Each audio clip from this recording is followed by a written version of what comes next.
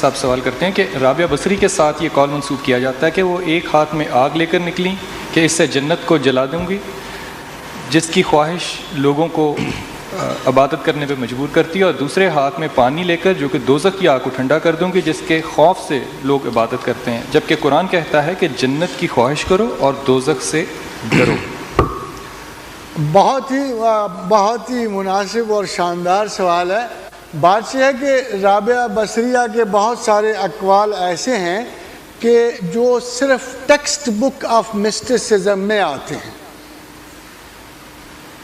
یہ اقوال، اس کے علاوہ میں ابھی ایک آپ کو قول سناتا ہوں کہ حضرت خواجہ حسن، یہ لطائف تصوف میں ہیں، یہ بیان کاپی کرنے والے یا عمل پذیری کے لیے نہیں ہیں، ان کو ہم لطائف تصوف کہتے ہیں۔ میں ان میں سے دو چار آپ کو لطائف پیش کرتا ہوں۔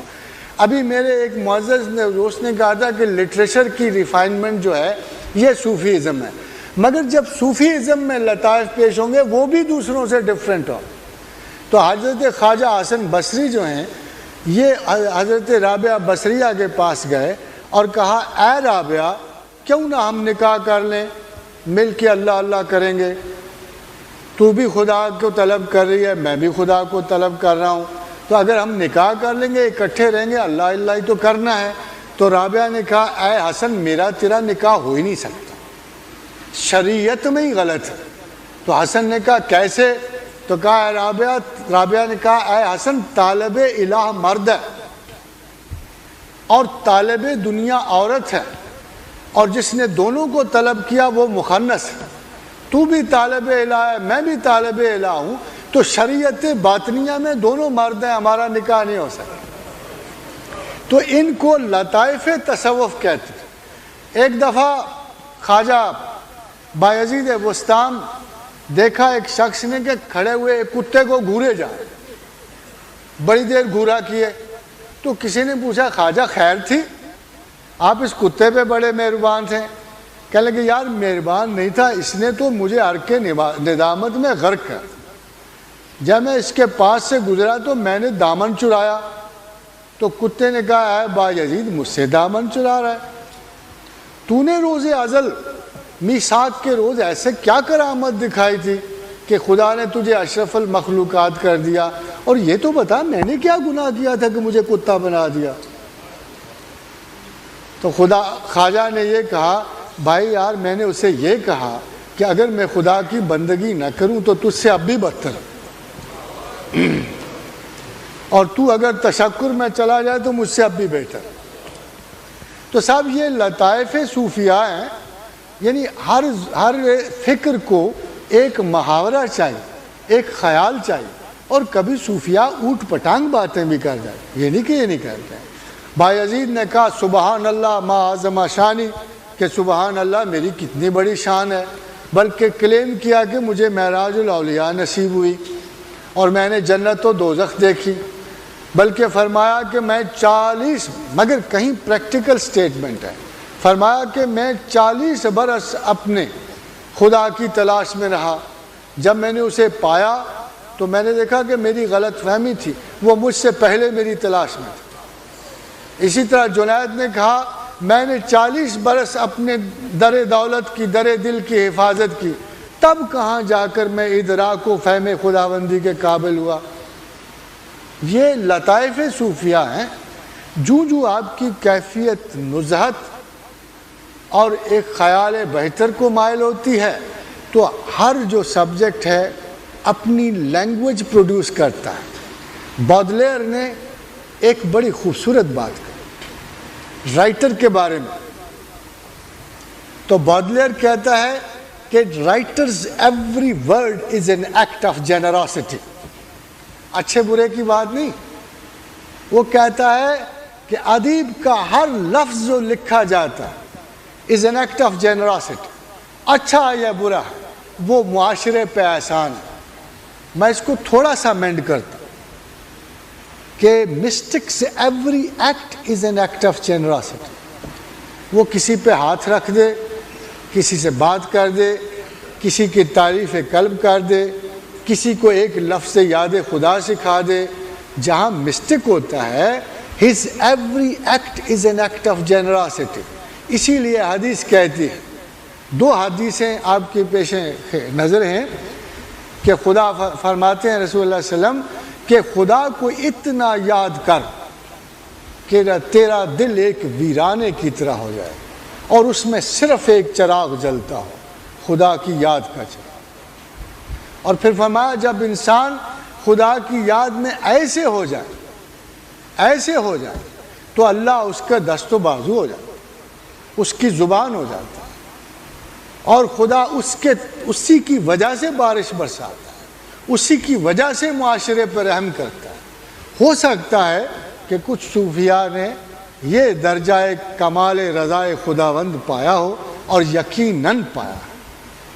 اور ایک آدھ تو بڑے مشہور ہیں, اگرچہ شیخ بقا ابن بطو سے کسی نے پوچھا, یہ حضرت سیدنا شیخ عبد القادر جیلانی کے امیجیٹ خلیفہ تھے, اور کسی نے ان سے پوچھا, ایک بات تھوڑی سی واضح کر دوں کہ شیخ عبد القادر جیلانی واحد وہ ولی ہیں کہ امام ابن تیمیہ نے ان کے تذکرہ حیات میں لکھا, اور امام ابن تیمیہ اپنے زمانے میں صوفیوں کے سخت مخالف اور ہزاروں جعلسازوں کو انہوں نے قتل کرایا, مگر شیخ عبد القادر جیلانی کے بارے میں 4 جملے لکھتے ہیں, اور لکھتے ہیں کہ شیخ عبد القادر بغداد میں حنابلہ اور شافعیہ میں درس دیتے تھے اور ان کی کرامات ہم تک تواتر سے پہنچی. یعنی ابن تیمیہ جیسے محقق عالم محدث فقی صاحب جلال کرٹک جو ہیں شیخ عبد القادر کے بارے میں کہتے ہیں کہ حنابلہ اور شافعیہ میں درس دیتے تھے بغداد میں اور ان کی کرامات ہم تک تواتر سے پہنچی. تو شیخ عبد القادر جیلانی جو ہیں یہ ایک ڈکلیئرڈ مسٹیک, ایک ایسا مسٹیک. تو کسی نے شیخ بقا ابن بطو سے پوچھا کہ حضرت الشیخ کی اپروچ کیا تھی, ان کا مسلک کیا تھا. تصوف میں صوفیاء کی ایک اپروچ ہوتی ہے, تو کسی نے پوچھا شیخ عبد القادر جیلانی کی اپروچ کیا تھی. فرمایا لا حول ولا قوت الا باللہ. شیخ کہا کرتے تھے نہ میری کوئی قوت نہ میرا کوئی ارادہ, جو کچھ ہے میرے اللہ کا ہے. میں کھاتا نہیں ہوں مگر کھلایا جاتا ہوں, میں پیتا نہیں ہوں مگر پلایا جاتا ہوں, میں سوچتا نہیں ہوں مگر خیال دیا جاتا ہوں. اب دیکھیے اگر کوئی اس مرحلہ کمٹمنٹ پہ کوئی آدمی چلا جائے, اگر کوئی اس درجہ آئیڈینٹیفیکیشن پہ چلا جائے کہ جب تک مجھے خدا خیال نہیں دے گا میں سوچوں گا نہیں, جب تک مجھے کھلائے گا میں کھاؤں گا نہیں, جب تک مجھے پلائے گا نہیں میں پیوں گا نہیں, تو بظاہر یہ بات کہنا بڑی آسان ہے, مگر بباطن شاید یہ اعلیٰ ترین مقام سپردگی ذات خداوند. اور ابھی ہے وہ بڑا خوبصورت ایک شعر ہے کہ یہ میں اس پہ ختم کرتا ہوں کیونکہ میرا خیال ہے کہ بھوک اور کھانا ٹھنڈا ہو گیا تو اس کا مزہ نہیں رہے گا.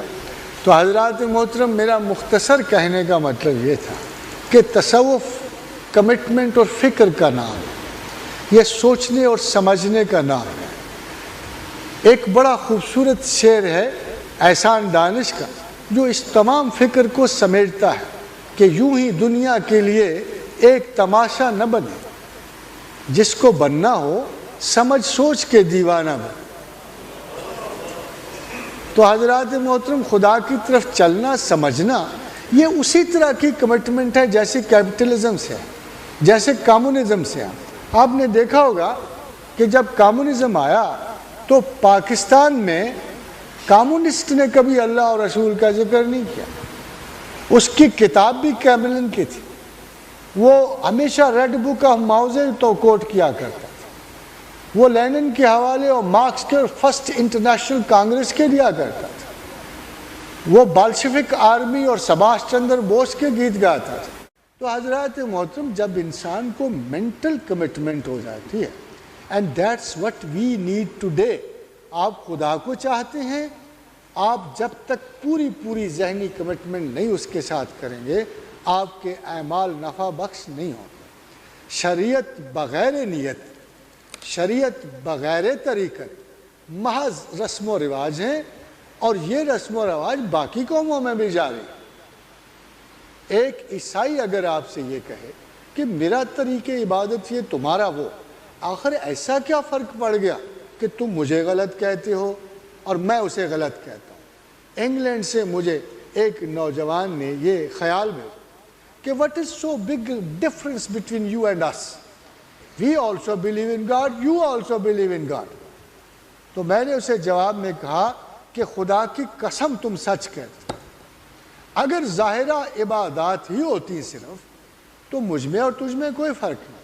تم میس پر ویسپر کو جاتے ہو، میں صبح اور عشاء کو چلا جاتا ہوں، مگر ایک بات کا بڑا ڈفرنس ہے، اگر مجھے کرسچینٹی سے خدا ملتا تو مجھے اسلام کی کوئی ضرورت نہیں تھی، مجھے کوئی ضرورت نہیں تھی اسلام کی۔ مجھے کیا ضرورت پڑی ہے کہ شراب پہ پابندی خام خواہ وصول کروں؟ مجھے کیا پڑی ہے کہ معاشقوں کو روکتا پھروں؟ مجھے کیا پڑی ہے کہ میں ایک عظیم تر جدید ترین معتبر نیشنز کے حوالے سے اپنے آپ کو نہ دیکھوں؟ میں بھی امریکی ہو سکتا ہوں کرسچن بن کر، مگر مصیبت یہ ہے کہ مجھے ہے خدا کی تلاش، مذہب ہے خدا کی تلاش کے لیے۔ جس نے مذہبی بننا ہے یہ فرض کیا جاتا ہے کہ اسے خدا کی تلاش ہے، اور اب خدا جو ہے نہ کرسچینٹی میں ملتا ہے، نہ بدھسٹ مونسٹری میں ملتا ہے، نہ تبت کے لاما یا آرڈر میں ملتا ہے، نہ افریقہ کے شامان میں ملتا ہے۔ ملتا ہے تو اسلام میں، ملے گا تو اسلام میں۔ سو جس کو خدا کی طلب ہے اس کے لیے اسلام مجبوری ہے، اس لیے کہ اللہ نے ادھر بھی ہمارا پتہ کاٹ دیا، وَمَنْ يَبْتَغِ غَيْرِ الْإِسْلَامِ دِينًا فَلَنْ يُقْبَلَ مِنْهُ۔ میرے پاس اگر اسلام کے سوا کسی راستے پہ چل کے آئے نا تو میں قبول نہیں کرنے کا۔ تو حضرات محترم، تصوف نیت ہے، طریقہ اسلام ہے۔ This is the only way to reach God, and if you want to reach God, you are most welcome on this profession۔ مگر اگر اس کے بغیر اگر خدا کو پہنچنے کی کوشش کریں گے، ساری عمر آپ بھی نماز پڑھیں، میں بھی پڑھتا ہوں، آپ بھی روزے رکھیں، میں بھی روزے رکھتا ہوں، مگر آخر میں وہی کنفیوژن رہے گا، وہی confusion, whether I looked for God or I looked for religion۔